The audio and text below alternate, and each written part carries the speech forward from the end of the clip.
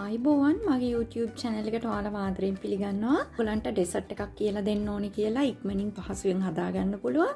ඉතින් අපි බලමු ඒක කොහොමද හදාගන්නේ කියලා. ඒකට අවශ්‍ය කරන ද්‍රව්‍ය මොනවාද කියලා. ඉතින් අද මේ වගේ බෝල් එකක් තමයි මම ලෑස්ති කරගෙන ඉන්නේ. ඉතින් ඒකට අවශ්‍ය වෙනවා කිරි, කොකෝවා පවුඩර් අවශ්‍ය වෙනවා, සීනි, අගා පවුඩර් අවශ්‍ය වෙනවා, ලුණු පිංචක් අවශ්‍ය වෙනවා.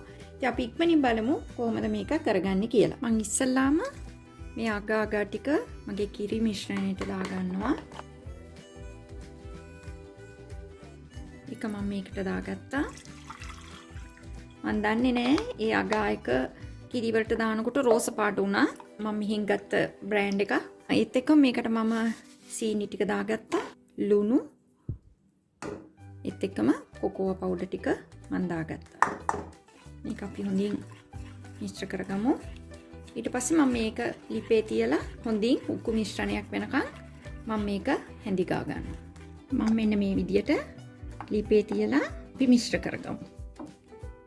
මේ අගා ටිකයි සීනි මේ හැම දෙයක්ම හොඳින් දිය වෙන්න ඕනේ. මේක ඉක්මනින්ම ඕගලන්ට හදා ගන්න පුළුවන් ඩෙසර්ට් එකක්.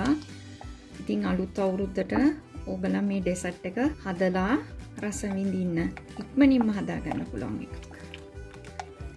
තාම මගේ අගා ටික දිය වෙලා නැහැ. අපි තාම මේ කුඩු වගේ තියෙනවා. මේ උලන්ට පේනවද? මේ ඉතින් අපි මේ ඔක්කොම ටික මේවා වෙලා හොඳින් දිය වෙනකන් අපි මේ විදියට හැඳි ගන්න ඕනේ. මෙන්න මේ විදියට හොඳින් අගා ටික දිය වෙන්න ඕනේ. පොඩ්ඩක්වත් දැන් කැට නැහැ. මට සමා වෙන්න ඕගලන් මට එක ඉන්ග්‍රීඩියන්ට් එකක් ඕගලන්ට කියන්න බැරි වුණා. මට අමතක වුණා. ඒ තමයි මේ චොක්ලට් ටිකක් දාන්න ඕනේ. සෙමි ස්වීට් චොක්ලට් ටිකකුයි මම අද ඩාර්ක් චොක්ලට් කෑල්ලකුත් එක්ක එකතු කරලා අපි මේ වෙලාවේ මේ හොඳින් මේක දිය වේගෙන එනකොට අපි මේ ටික එකතු කරන්න ඕනේ. ඕගලන්ට මේකට ඕන ඩාර්ක් චොක්ලට්ම එකතු කරන්න පුළුවන්. හැබැයි එතකොට ඕගලන් මං කිව්ව ප්‍රමාණයට කියන ප්‍රමාණයට වැඩිය පොඩ්ඩක් සීනි වැඩි කරගන්න ඕනේ. දැන් මම මේ ගින්දර ගොඩක් අඩු කරලා තියෙන්නේ. මොකද නැත්තම් මේක කර වෙයි. ඒකින්ද අපි මේ චොක්ලට් ටික මේ විදියට හොඳින් දිය කරගන්න ඕනේ. මේ දැන් ඔයගලන්ට පේනවද මේ මිශ්‍රණය උක්කු වේගෙන එනවා. තව චුට්ටක් අපි මේ විදියට හැඳි ගාලා අපි ලිපෙන් අයින් කරන්න ඕනේ. දැන් අපි ලිප ඔෆ් කරලා මේක අපි ලිපෙන් බාගෙන අපේ බෝල් එකට දාගන්න ඕනේ. මේ ඔයගලන්ට පේනවද? අපි දැන් ලිපෙන් බාගමු. මේක දැන් අපි මේ බෝල් එකට මම දාගන්නවා. අපි දැන් මේක පොඩක් සීතල වෙන්න පොඩක් මේකේ රස්නේ ගතිය යන්න තියලා ඊට පස්සේ අපි මේක ෆ්‍රිජ් එකට දානවා. මම පැය දෙකක් විතර මේක ෆ්‍රිජ් එකේ තියන්න බලාපොරොත්තු වෙනවා. ඊට පස්සේ අපි බලමු මේක කොහොමද අපි සෝස් එකකුත් එක්ක සර්ව් කරන්න කියලා. අපේ දැන් පුඩින් එක ලෑස්ති. අපි එකට සෝස් එකක් හදා ගන්න ඕනේ. මේ සෝස් එකට අවශ්‍ය කරන ද්‍රව්‍ය මොනවද කියලා අපි බලමු. ඒකට අවශ්‍ය වෙනවා කිරි, චොක්ලට්, කෝන් ෆ්ලවර් ටිකක් අවශ්‍ය වෙනවා, කොකෝවා පවුඩර් අවශ්‍ය වෙනවා. ඉතින් අපි බලමු ඉස්සෙල්ලාම අපි ඒක කොහොමද කරගන්නේ කියලා.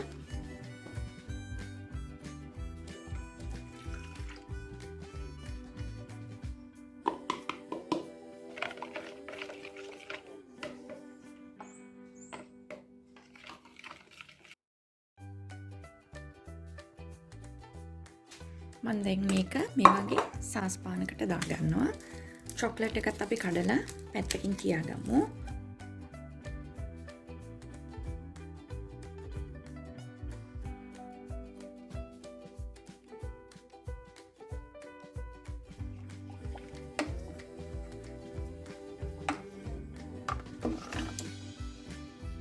අපි චොක්ලට් ටිකක් දාගත්තා.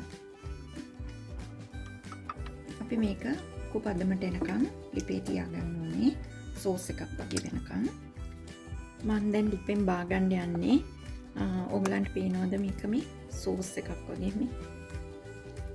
වෙලාව හරි අපි ලිපෙන් බාගන්න. අපි මේක දැන් ගමු.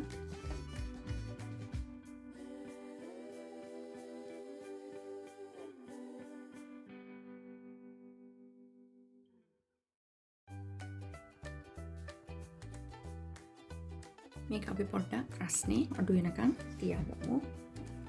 දැන් මම මේ පුඩින් එක මේ වගේ ප්ලේට් එකකට දාගන්න යන්නේ. මේක පොඩ්ඩක් බුරුල් කරගමු.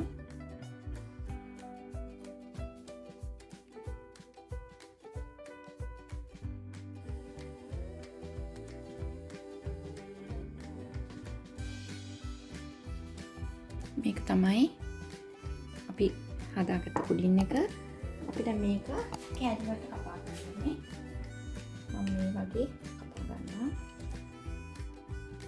මම දෙකට කපා ගන්නවා. මේකට